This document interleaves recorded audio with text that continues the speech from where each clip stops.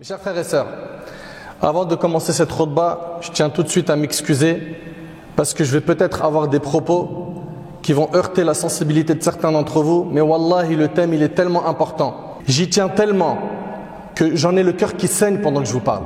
C'est un thème, je vous le dis, je le répète, il me tient énormément à cœur. Ce thème c'est, pour faire très simple, garde en tête qu'Allah te voit. Garde en tête qu'Allah te voit. Et je le dis et je le répète, que je m'excuse d'avance si jamais certains propos vont heurter la sensibilité de certains. Wallahi al-azim, que c'est mon cœur qui va s'adresser à vous. Et Allah, il est témoin que je vous aime pour Allah. Et mon plus grand souhait, c'est que vous soyez tous dans le chemin de la droiture et que vous soyez tous fil firdaus al-a'la. Que vous soyez dans les plus hauts degrés du paradis. Mais pour cela, ahbab al-karam, il faut qu'on se dise les choses clairement. Aujourd'hui, depuis l'apparition et la multiplication des écrans qui nous entourent, les écrans plasma, les tablettes, les téléphones portables, les smartphones que tout le monde aujourd'hui possède, il est devenu trop facile de désobéir à Allah subhanahu wa ta'ala à n'importe quel moment et dans n'importe quel endroit. Chacun parmi nous aujourd'hui a accès aux réseaux sociaux. Avec son smartphone, il se retrouve avec un clic sur TikTok, un autre clic sur Insta, un autre clic sur Facebook, etc. Et on scrolle. Et nos yeux tombent sur ce qu'Allah subhanahu wa ta'ala déteste. Et nos oreilles écoutent ce qu'Allah a interdit. Et je vous l'ai dit plus d'une fois sur ce minbar, les oreilles et les yeux sont des fenêtres qui mènent au cœur. Si tu veux corrompre ton cœur, eh ben regarde ce qui déplaît à Allah et écoute ce qu'Allah déteste. Tu auras corrompu ton cœur. Et n'oubliez pas qu'Allah tabarak wa ta'ala a dit le jour où ni les biens ni la famille ne seront d'aucune utilité sauf celui qui se présente à Allah avec un cœur saint. Quel est l'état de ton cœur, mon frère? Ma sœur, à quoi ressemble ton cœur aujourd'hui? Aujourd'hui, hélas, ce qui est mauvais c'est partager, liker, c'est j'enregistre l'image et je l'envoie à autrui. À croire que ton péché à toi ne suffit pas. Ahbab al-Kiram, pour pouvoir tirer un frein, et il faut le tirer ce frein, il nous faut impérativement quelque chose qui s'appelle taqwallah, la piété. Et le prophète sallam il a dit at-taqwa hahuna, à plusieurs reprises il a dit la piété se trouve ici, wa ashara ila sadri, et il a montré du doigt sa poitrine, son cœur. C'est ici que ça se passe, les frères. Mes sœurs, soignons et purifions nos cœurs, arrêtons de miser tout sur l'apparence. Le prophète alayhi salatu wassalam, combien de fois il a recommandé la piété? Elle a été mentionnée dans le Coran plus de 100 fois. Et la chose, quand elle est répétée à plusieurs reprises, c'est pour montrer son importance. Ahbab al-Kiram, l'être humain sur terre, il fait des bonnes actions et il fait des mauvaises actions. Et le jour du jugement, c'est le jour des comptes. Le jour du jugement, Allah tabarak wa ta'ala lui exposera tout ce qu'il a accompli. Et vous connaissez les versets. Celui qui fait un atome de bien, il le verra. Celui qui fait un atome de mal, le verra. Allah tabarak wa ta'ala dit wa kullu saghirin wa kabirin mustatar, et tout fait petit et grand est consigné. Et le jour du jugement, je vous demande de méditer sur cette scène terrifiante.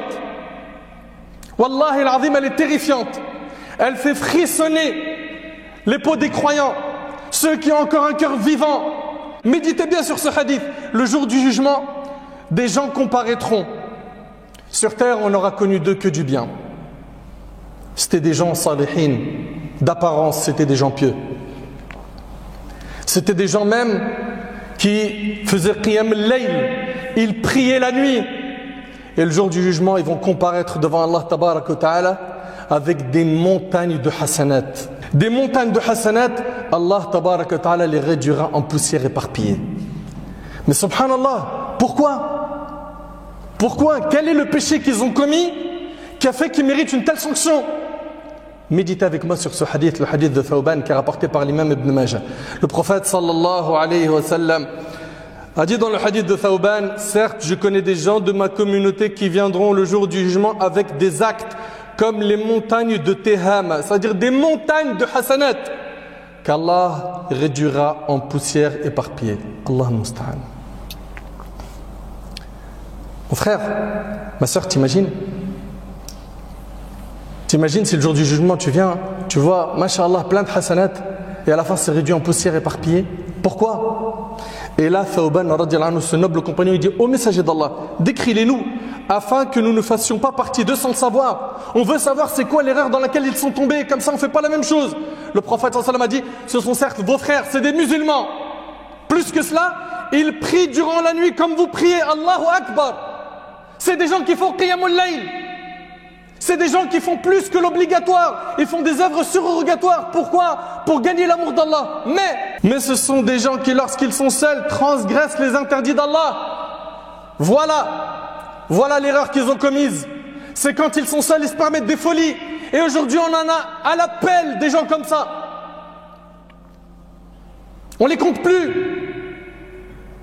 Ce prétexte qu'il est tout seul dans sa chambre, qu'il n'a pas la surveillance de papa et maman, ou de son épouse ou de quelqu'un d'autre, c'est parti pour les images pornographiques, les vidéos pornographiques, la masturbation, ou bien l'autre qui a pris une chambre d'hôtel et qui, sous le regard d'Allah, a enlevé ses vêtements et il a forniqué. C'est terrible. Subhanallah. Et le regard d'Allah dans tout ça. Certains ont fait d'Allah le plus méprisable des observateurs. Je l'ai dit, ça pique. Mais à un moment donné, il faut se réveiller. L'affaire de l'être humain, elle est étonnante. Quand il est en train de conduire, il voit un radar, il lève le pied, il ralentit pour pas se faire flasher. Quand il sait qu'il est surveillé par d'autres humains, il se contrôle, il se tient un carreau. Quand il est dans son bureau et qu'il reçoit son responsable, il se tient un carreau. Il en est de même pour l'étudiant lorsqu'il a quoi? La visite du directeur, le proviseur, il se tient un carreau. Mais subhan al-Malik, pourquoi est-ce qu'avec Allah on est mauvais? Pourquoi certains d'entre nous nous montrent que le plus mauvais qu'il y a en eux-mêmes à Allah? À un moment donné, il faut se réveiller les frères. C'est pas possible qu'on reste comme ça, abonné à ces péchés. On a un CDI avec eux et on tire pas le frein à main. Et le regard d'Allah dans tout ça, mon frère. Ma sœur, Allah nous regarde tout le temps. Les gens ont oublié qu'Allah tabarak wa ta'ala a dit: Ma yakunu min najwa thalathatin illa huwa rabi'uhum wa la khamsatin illa huwa sadisuhum wa la adna min dhalika wa la akthar illa huwa ma'ahum aynama kanu thumma yunabbi'uhum bima 'amilu yawm al-qiyamah inna Allah bikulli shay'in 'alim. Pas de conversation secrète, nous dit Allah, entre trois sans qu'il ne soit leur quatrième, ni entre 5 sans qu'ils ne soient leur 6e, ni moins, ni plus que cela sans qu'ils ne soient avec eux, là où ils se trouvent. Ensuite, il les informera au jour de la résurrection de ce qu'ils faisaient, car Allah est omniscient. Allah Ta'ala, il nous dit: yastakhfouna min an-nas wa la yastakhfouna min Allah wa huwa ma'ahum. Al-aya, ils cherchent à se cacher des gens, mais ils ne cherchent pas à se cacher d'Allah alors qu'il est avec eux. La hawla wa la quwwata illa billah. Allah Ta'ala il nous dit: Alam ya'lam bi anna Allah yara. Ne sait-il pas que vraiment Allah voit? Allah Ta'ala il nous dit: Ma lakum la tarjuna lillahi waqara. Qu'avez-vous à ne pas vénérer Allah? Qu'est-ce qui nous arrive aujourd'hui? Pourquoi est-ce que certains d'entre nous, et je ne généralise pas, ne vénèrent pas Allah, accordent aucun respect aux injonctions divines, aux ordres divins? Pourquoi on agit comme ça? Allah Ta'ala il nous dit: Innal ladhina yakhshawna rabbahum bil ghaybi lahum maghfiratun wa ajrun kabir. Ceux qui craignent leur Seigneur sans pour autant le voir obtiendront son pardon et une immense récompense. Ou encore il a été dit que le sens est ceux qui craignent leur Seigneur dans le secret, ceux qui même en l'absence de tout témoin ne cèdent pas au péché, comme le dit l'imam Shawkani rahimahullah. Un jour des gens visitèrent le grand savant Sufyan al-Thawri rahimahullah et ils le trouvèrent en train de pleurer parce qu'ils avaient des cœurs sensibles. Ils avaient des cœurs sensibles quand ils entendaient la parole d'Allah, nos cœurs ont durci. Ils le trouvèrent en train de pleurer en récitant le verset suivant: Alam ya'lamu anna Allah ya'lamu sirrahum wa najwahum wa anna Allah 'allamul ghuyub. Ne savent-ils pas qu'Allah connaît leurs secrets et leurs conversations confidentielles et qu'Allah connaît parfaitement les choses inconnaissables? Ce grand savant, il a commencé à pleurer et il a dit: Si ya Allah, je sais que tu connais mes secrets et mes conversations confidentielles. Vous avez oublié que dans le hadith de Mu'adh et d'Abi Dharr qui est rapporté par Tirmidhi, le prophète sallallahu alayhi wa sallam, il a dit: Ittaqillah haythuma kunt, crains Allah où que tu sois et vous savez avoir peur de certaines choses. Un contrôle fiscal dans ta société, tu commences à paniquer même si tu es en règle. Le médecin que tu as consulté qui commence à être silencieux et qui ne te dit pas tout de suite qu'est-ce que tu as, tu trembles de panique. Il passe dans un rond-point, il voit plusieurs voitures de police qui contrôlent les gens. Il a sa ceinture, il respecte la limitation de vitesse, il a peur. Pourquoi est-ce que ce sentiment de peur, on ne le retrouve pas avec sa majesté Allah? Vous oubliez ce qui se passe dans la tombe? Vous oubliez ce qui nous attend le jour du jugement? Qu'ont nos cœurs à être aussi insensibles? Abdullah ibn Mas'ud radiyallahu anhu, il rapporte que le prophète sallallahu alayhi wa sallam a dit: ayez de la pudeur envers Allah comme il se doit. Les compagnons répondirent: ô messager d'Allah, nous avons de la pudeur envers Allah, louange à lui. Il dit alayhi salatu wassalam: ce n'est pas cela. La pudeur envers Allah comme il se doit, c'est de préserver la tête et ce qu'elle renferme, c'est-à-dire la vue, l'ouïe et la langue. Et le ventre et ce qu'il contient. Tu ne manges pas de haram. Et que tu te rappelles la mort et la décomposition du corps. Quiconque désire le bien-être dans l'au-delà délaisse les ornements de ce monde. Celui qui agit de la sorte aura effectivement concrétisé la pudeur envers Allah, rapporté par Ahmad et d'autres. Bilal ibn Sa'd radiyallahu anhu, il dit: ne regarde pas la petitesse de ton péché, mais l'immensité de celui que tu es en train de désobéir. Aujourd'hui, on entend partout: mais c'est rien, il y a pire. Oh, il y a plus haram que ça. C'est un petit péché, n'en fais pas un plat. Oh, tu vas pas commencer à nous faire l'imam. Inna lillahi wa inna ilayhi raji'un. La personne, tu l'invites à craindre Allah, à revenir vers Allah, tu lui tends la main, et elle est en train de te dire de tels propos. C'est honteux, honteux. Allah Ta'ala, c'est tout ce qui se produit dans son royaume. Inna Allah la yakhfa alayhi shay'un fil ardi wa la fis sama. Rien vraiment ne se cache d'Allah de ce qui existe sur la terre ou dans le ciel. Rappelez-vous, le prophète sallallahu alayhi wa sallam, il a dit: crains Allah où que tu sois. Où que tu sois, c'est-à-dire au travail. Également, quand tu es à l'école, dans ta voiture, avec tes amis, avec ta famille, avec n'importe qui, tu dois craindre Allah. C'est-à-dire quoi craindre Allah? C'est-à-dire faire ce qui est obligatoire, délaisser ce qui est interdit. C'est-à-dire placer entre toi et la colère d'Allah un mur. C'est-à-dire qu'Allah te trouve dans les endroits qu'il aime et qu'il ne te trouve pas dans les endroits qu'il déteste. Ahbab al-Kiram, pourquoi est-ce qu'on a tant honte des gens et on a très peu honte d'Allah subhanahu wa ta'ala qui nous regarde tout le temps? Je sais pas, t'imagines un petit peu si tu avais une caméra au-dessus de toi et tout ce que tu fais toute la semaine, c'est exposé à ton entourage, tes proches, ta famille. T'aurais pas honte, franchement? T'aurais honte. Ta famille, t'as honte d'eux. Et Allah, tabaraka ta'ala, dans cette histoire, il te voit. Il voit ceux qui sont en train de désobéir en secret. Et malheureusement, beaucoup d'entre eux vont chercher à se donner la meilleure des images envers les gens. Et la pire des images devant Allah tabaraka ta'ala. Ahbab al-Karam, quand on médite sur le hadith des 7 catégories de personnes qui seront sous l'ombre du trône d'Allah le jour du jugement, ils ont tous un point en commun. C'est qu'ils ont quoi? Taqwallah. La piété, elle est dans leur cœur. Ils craignent Allah en secret et en public. Craindre Allah en public, c'est vrai que pour beaucoup de gens, on arrive à le faire. Pourquoi? Autour de toi, tu as des gens qui disent: arrête, taqillah, c'est pas bon, istaghfir, c'est du dhulm ce que tu es en train de faire, c'est injuste, etc. Mais quand on est seul, comment ça se passe? Abdullah ibn Mas'ud radiyallahu ta'ala anhu, il a dit: expose ton cœur à 3 situations. Quand tu écoutes le Coran, comment ton cœur il est? Également, dans les majalis al-dhikr, dans les assemblées d'évocation où on parle d'Allah, comment tu te sens? Et 3, il a dit: fil khalawat, quand tu es seul. Il dit: si tu n'arrives pas à trouver ton cœur dans ces 3 moments-là, demande à Allah qu'il t'accorde un cœur car tu n'en as pas. Regardez les 7 personnes qui seront sous l'ombre du trône d'Allah. Un homme qui aura pensé à Allah dans la solitude et dont les 2 yeux auront alors versé des larmes. Le deuxième, un homme qu'une femme de haut rang et de grande beauté appela à elle et il lui a dit quoi? Je crains Allah. Un homme qui a donné une aumône si discrètement que sa main gauche n'a pas su ce que sa main droite a donné. Mais c'est quoi le point en commun qu'ils ont tous? Muraqabatullah.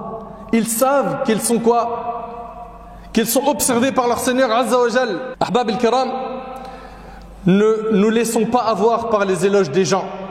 Les gens ils sont souvent là, ils connaissent de nous que l'apparence et souvent on montre une bonne apparence. Et donc, on se contente et on se limite de ces compliments et de ces éloges qu'on reçoit d'autrui. On se dit, alhamdulillah, ils disent de moi du bien. Allah, subhanahu wa ta'ala, qu'est-ce qu'il voit de toi concrètement?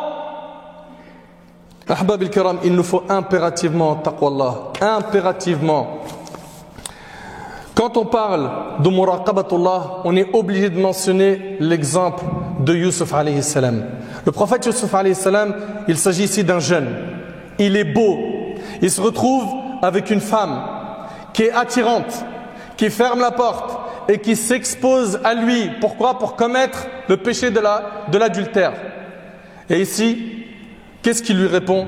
Il lui dit: Ma'adallah, innahu rabbi ahsana mathway. Il dit qu'Allah me protège de faire ce péché. C'est mon maître qui m'a accordé un bon asile. Vraiment, les gens injustes ne réussiront pas. Et on sait aussi qu'il a dit: Ya Allah, Seigneur, la prison m'est préférable à ce à quoi elle m'invite. Allahu Akbar. Il préfère la prison que de tomber dans quoi? Dans le péché de la fornication. Et aujourd'hui, on a une course, un sprint de beaucoup de nos jeunes vers ce péché. Comment faire pour l'atteindre? Qu'est-ce qui n'a pas marché pour que je commette la fornication? Comment est-ce que je peux améliorer le plan? Qu'est-ce qui se passe? Allah Ta'ala, il est où dans ta vie? Omar ibn Khattab radiyallahu ta'ala anhu, il passe près d'une maison et il entend une fille qui dit à sa mère: ne mélange pas l'eau et le lait. Pourquoi? Parce que la mère, c'était une vendeuse de lait et elle mélangeait l'eau avec le lait pour augmenter la quantité de lait et vendre plus. Et là, la fille lui dit: ne fais pas cela.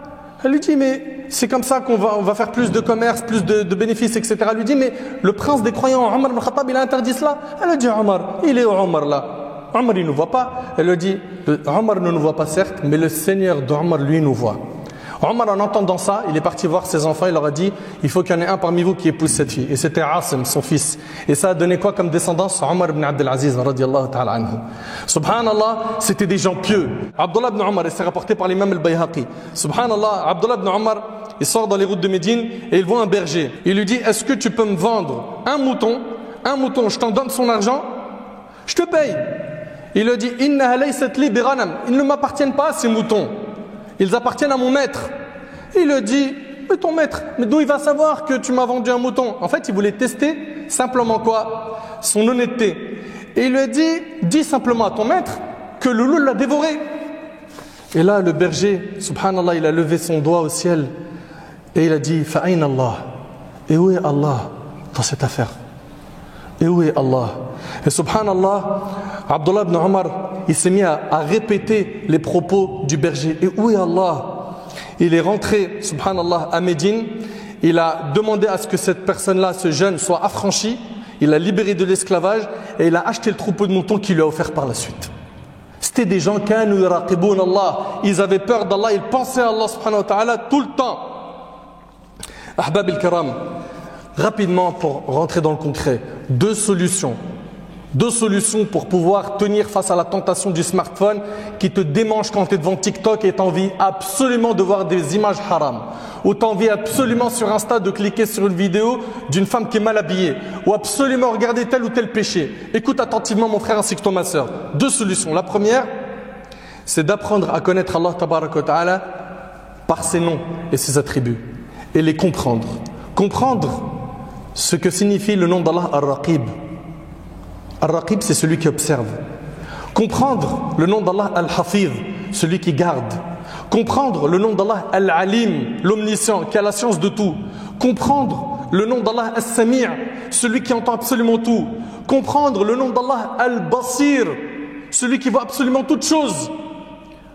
De cette manière-là, si tu crois en ces noms et en ce qu'ils impliquent, à savoir d'avoir peur qu'ils t'entendent en train de prononcer du haram, de regarder du haram, de penser au haram, tu vas freiner bi'idhnillah. Ainsi, al-muraqaba consiste à être conscient qu'Allah est avec toi par sa science là où tu te trouves. C'est dans ce sens que le prophète sallallahu alayhi wa sallam a dit: al-ihsan an ta'bud Allah ka'annaka tara fa in lam takun tara fa innahu yarak. L'excellence de la foi consiste à adorer Allah comme si tu le voyais, car si toi tu ne le vois pas, lui il te voit. Et dernier point, et c'est avec ça que je termine, c'est de garder en tête, mon cher frère, ma chère sœur, que les membres, le jour du jugement, ils vont témoigner. Ils vont témoigner. Allah tabaraka wa ta'ala, il nous dit: alors, quand ils y seront, leur ouïe, leurs yeux, leur peau témoigneront contre eux de ce qu'ils œuvraient. Ils diront à leur peau: Ils vont parler à leur peau. Pourquoi avez-vous témoigné contre nous? Elles diront, c'est Allah qui nous a fait parler. Lui qui fait parler toutes choses. C'est lui qui vous a créé une première fois et c'est vers lui que vous serez retournés. Vous ne pouvez vous cacher au point que ni votre oui, ni vos yeux, ni votre peau ne puissent témoigner contre vous. Mais vous pensiez qu'Allah ne savait pas beaucoup de ce que vous faisiez. Et c'est cette pensée que vous avez eue de votre Seigneur qui vous a ruiné, de sorte que vous êtes devenus du nombre des perdants. S'ils endurent, le feu sera leur lieu de séjour, et s'ils cherchent à s'excuser, ils ne seront pas excusés. Allah Ta'ala il dit, ce jour-là, Al-yawma nakhtimu ala afwahihim wa tukallimuna aydihim wa tashhadu arjuluhum bima kanu yaksibun. Ce jour-là, nous scellerons leur bouche, tandis que leurs mains nous parleront et que leurs jambes témoigneront de ce qu'ils avaient accompli. Sache aussi que la terre va témoigner contre toi. Allah Ta'ala dit ce jour-là, elle comptera son histoire. Et dans Tirmidhi, le prophète il a dit, son histoire à la terre, c'est qu'elle témoignera pour chaque serviteur et chaque servante d'Allah subhanahu wa ta'ala en disant, il a fait telle et telle chose. Ahbab al-kiram, Allah Ta'ala dit, إن كل من في السماوات والأرض إلا آتي الرحمن عبدا لقد أحصاهم وعدهم عدا وكلهم آتيه يوم القيامة فردا. Tous ceux qui sont dans les cieux et sur la terre se rendront auprès du tout miséricordieux en serviteurs. Chacun sera présenté à Allah seul. Prenons un engagement devant Allah subhanahu wa ta'ala solidement, à partir d'aujourd'hui, après ce discours, de ne plus jamais mettre les yeux sur ce qui met en colère Allah subhanahu wa ta'ala. Contrôle-toi, ya akhi, contrôle ton âme. Arrête de dire que tu es faible. Tu es capable, Wallahi al-Azim, prends-toi en main sérieusement. Il s'agit ici de quoi? D'une détermination, d'une volonté ferme, de doua, chemine vers Allah, augmente ta foi. Tu vas réussir, fréquente des pieux, écoute des rappels, lis le Coran, essaie de le comprendre, médite-le. Allah te facilitera. Ne pense pas que c'est impossible. Si tu fais des efforts, tu réussiras à te débarrasser des péchés que tu fais en secret. Qu'Allah tabaraka wa ta'ala me facilite ainsi qu'à vous de garder en tête qu'Allah subhanahu wa ta'ala nous observe tout le temps. Qu'Allah tabaraka wa ta'ala purifie nos cœurs, qu'Allah azza wa jalla nous accorde la piété, qu'Allah tabaraka wa ta'ala nous facilite d'être pieux en secret et en public, qu'Allah azza wa jalla fasse que nous soyons droits dans nos bottes et ce jusqu'à notre dernier souffle, que l'on adore Allah ta'ala jusqu'à notre dernier souffle. J'implore Allah tabaraka wa ta'ala de m'accorder ainsi qu'à vous une bonne fin.